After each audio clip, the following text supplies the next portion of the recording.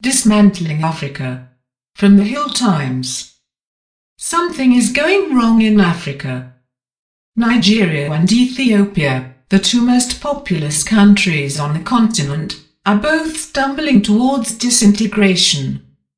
There are now 54 sovereign African countries, which really ought to be enough, but in a few years there could be 60.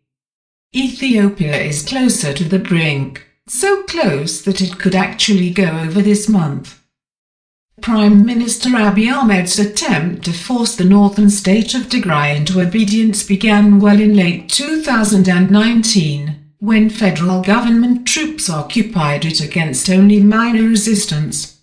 But the Tigrayans were just biding their time. The military occupation of Tigray didn't last.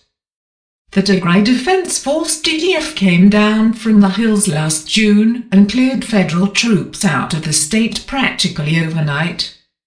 Then it pushed south into the neighbouring state of Amhara along Highway 1, which links Addis Ababa, Ethiopia's capital, with the only port accessible to the landlocked country, Djibouti. In July the TDF stopped at Waldia, still in Amhara state and about 250 miles from Addis Ababa, to await the great Ethiopian counterattack, which didn't start until about October the 10th. It takes time to organize tens of thousands of half-trained volunteers, which was about all Abiy had left after the June-July debacle. The battle raged for 2 weeks, with the attacks of Amhara militia and volunteers from elsewhere failing against the trained, experienced Tigrayan troops. About a week ago the Ethiopian troops broke and started fleeing south, although you probably didn't hear about that because Abiy began bombing the Tigrayan capital, Mekelle. To distract your attention, the TDF has already captured Disi and is advancing on Kombolcha, which is halfway from Mekelle to Addis Ababa. Will the Tigrayans actually go for Addis Ababa itself? It's not impossible. They're arrogant enough, and they may be strong enough. Nigeria is not that close to the edge, but the signs are bad. The huge gap in income, education and simple literacy between the very poor Muslim north and the mostly Christian south is a major irritant. The desperate lack of jobs for the young is destabilizing even the south, as last year's failed youth rebellion clearly demonstrated. In the northeast, the jihadist Boko Haram has become the local authority in some places, collecting taxes and digging wells. In the northwest, banditry is out of control, with dozens or even hundreds of school children being kidnapped for ransom almost every week. The region is awash with arms, and one gang recently shot down a military jet.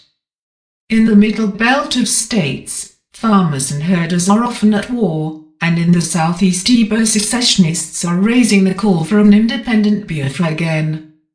Along the coast piracy is flourishing, and the oil multinational Shell is offloading its onshore Nigerian oil assets in the face of insecurity, theft and sabotage. This is an exposure that doesn't fit with our risk appetite anymore, said Shell CEO Ben van Beurden, and most major investors, whether foreign or Nigerian, feel the same way. Nigeria, like Ethiopia, is full of clever, ambitious young people with the education and skills to transform the country if only it was politically stable, but that is asking for the moon. It would be a catastrophe if these two countries, containing a quarter of Africa's total population, were to be balkanized, but that may be coming. If the Serbs and the Croats can't live together happily, why should we expect the Igbo and the Hausa, or the Tigrayans and the Amharas, to do so? The old Organization of African Unity rules said the former colonial borders must never be changed, no matter how arbitrary they were, because otherwise there would be a generation of war and chaos. That's why for a long time there were 50 African states and no more, but recently the rule has begun to fray. Somaliland, Eritrea, South Sudan. Who's next?